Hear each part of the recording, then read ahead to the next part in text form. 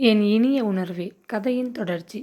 பக்கத்து அறையில் தொடர்ந்து பலவித சப்தங்கள் கேட்ட வண்ணம் இருந்தன. அழுகையின் நடுவில் மரகதம் ஊன்று கேட்டாள். அவளது கற்பனை பல வடிவெடுத்தது.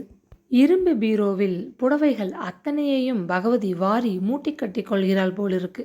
வந்ததும் வராததுமாக நானே வலிய அவளுக்கு பட்டுச் சேலை பரிசாக தந்தேனே. அப்படி இருந்தும் எத்தனை பேராசை! பார்த்திபன் கல்யாணம் கூடட்டும் என்று வரப்போகிற மருமகளுக்கு அழகு பார்த்து வாங்கி சேர்த்து வைத்த பட்டுச் சேலைகள் விலை உயர்ந்தவை. அத்தனையையும் மேல்தட்டின் மீது அடுக்காக இருந்தன. சாம்பவி மருமகளாக வந்துவிட்டாள் என்று ஆத்திரத்தில் அவளுக்கு தர மனமின்றி பூட்டி வைத்திருந்தாளே, இப்போது திருட்டு பகவதி அத்தனையையும் தன் மகளுக்காக அள்ளி பெட்டிக்குள் திணித்து கொள்கிறாள் போலிருக்கு. அநியாயம்! அது என்ன சத்தம்? சின்ன சிமிழியின் மூடி ஒன்று கீழே விழுந்து தரை மீது ஓடி நிற்கும் ஓசை. வீட்டின் வெள்ளி குங்குமச் சிமிழியும் எடுத்து பெட்டிக்குள் திணித்து கொள்கிறாள் போலிருக்கு. பாவி!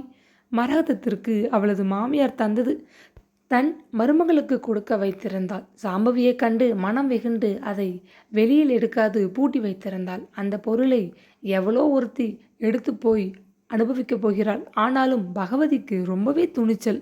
யாரும் வீட்டில் இல்லாத போது பீரோவை திறந்து வீட்டு எஜமானியின் பொருட்களை களவாடி கொண்டு போனால் எத்தனை தூரம் ஓடிவிட முடியும்?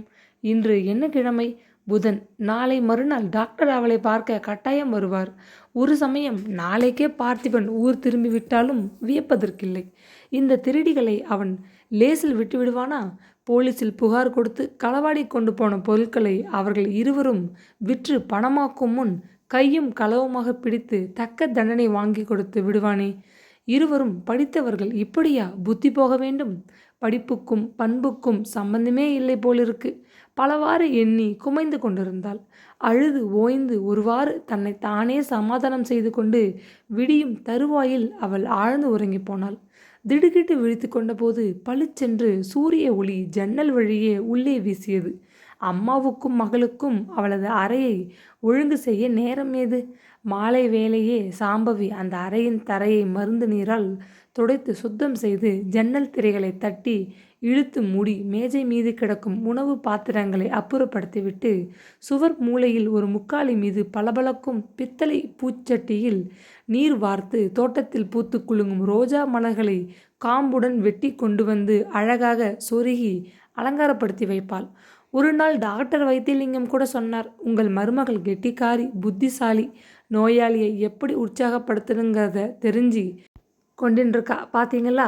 உங்களால் தோட்டத்தை சுற்றி பார்க்க முடியாது, படுத்து கிடக்கிறீங்க. உங்களுக்கு பூச்செடிகளை பார்த்து மகிழ்வது ஒரு பொழுதுபோக்குன்னு கணவன் மூலம் தெரிஞ்சு கொண்டு தினம் புது மலர்களை கொண்டு வந்து பூச்சட்டியில் அலங்காரமாக வைத்து உங்கள் கண்ணுக்கு விருந்தளிக்கிறாள். அண்டை வீட்டின் நெய்யே என் பொண்டாட்டி கையேன்னு தான் இருக்குது. பட்டணத்தில் இவ வாழ்ந்த ஒண்டி குடுத்தனத்திலே பூச்சட்டியை இப்படி புத்தம் புது ரோஜாவால் அலங்காரம் செய்வாளா? என் மகனுக்கு தோட்டக்கலை மேலே ஆசை.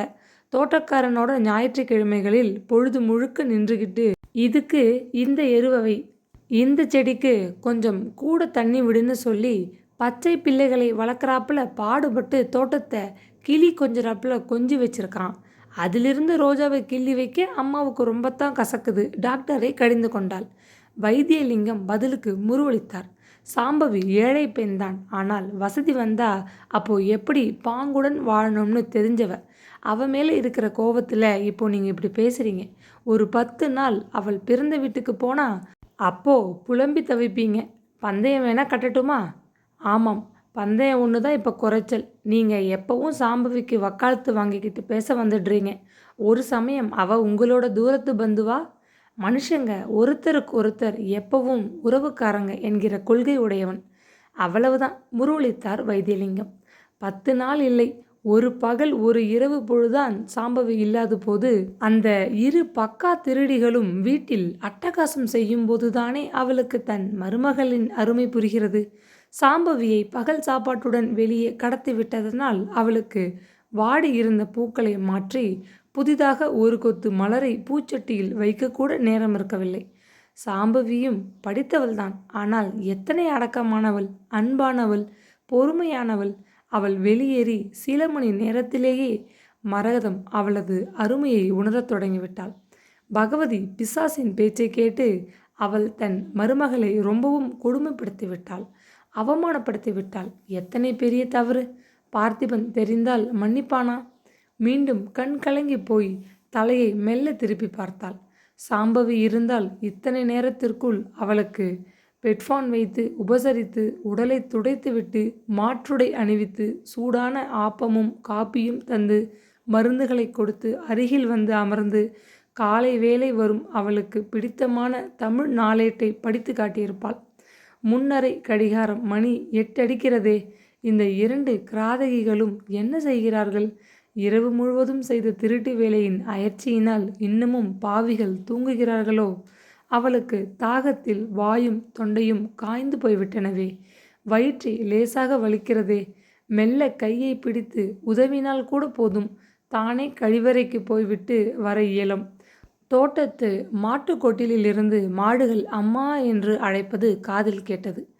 விடியற் காலையிலேயே மன்னார்சாமி வந்து பால் கறந்துவிட்டு போய்விடுவது வழக்கம். தங்கவேலு பக்கத்தில் இருந்து அந்த வேலையை மேற்பார்வையிடுவது வழக்கம். தாமதமாகிவிட்டதால் பால் சுரந்து மடி கனத்து போய் மாடுகள் வேதனையுடன் கூவி அழைக்கின்றனவே. பாவம் கன்றுக்குட்டிகள் பசியோடு தாயின் அருகாமையில் செல்வதற்கு குரல் கொடுக்கின்றனவே. பகவதி ராட்சசி! பால் கறப்பவனை அன்று வரவேண்டாம் என்று முன்கூட்டியே ஏற்பாடு செய்துவிட்டாளோ?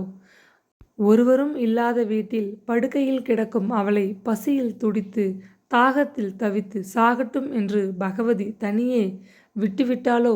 தன் மகளை மருமகளாக ஏற்கவில்லை என்ற காரணத்திற்கு இப்போது பழிவாங்கிக் கொள்கிறாளோ? பாதகி! தனிமையில் தவித்து கொண்டிருக்கும் இந்நிலையில் அவளை இப்போது விரோதித்து கொள்ளக்கூடாது.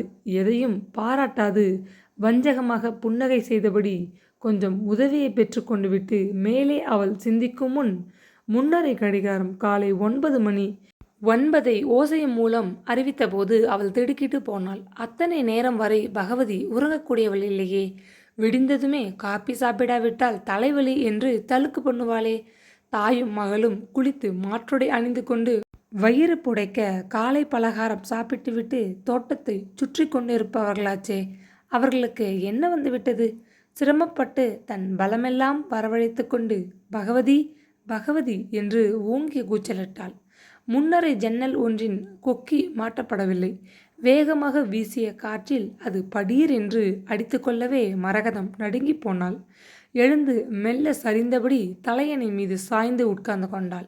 அந்த நிலையில் மேஜை மீது வைக்கப்பட்டிருந்த தண்ணீர் கூஜாவை மெல்ல வலுவான இடது கரத்தால் தூக்க இயலவில்லை.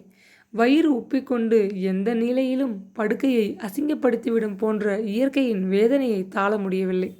தாகம் பயத்திலே நெஞ்சி வரட்டியது. மார்பு வேகமாக துடித்தது. பகவதி, அம்மா பகவதி! கெஞ்சிய குரலில் ஓங்கி மறுபடியும் கூப்பிட்டாள். பகவதியும் அவள் மகளும் அங்கே இருந்தால்தானே. கொட்டில் பசுக்களும் கன்றுகளும் குழைந்து கூப்பிட்டதை அவளால் தாங்க முடியவில்லை. இப்படிப்பட்ட அவமானமானதொரு சூழ்நிலை எப்பொழுதுமே ஏற்பட்டதில்லை. கொட்டிலில் நின்ற பசுக்களில் அந்த கூழை பசுவை அவளுக்கு மிகவும் பிடிக்கும்.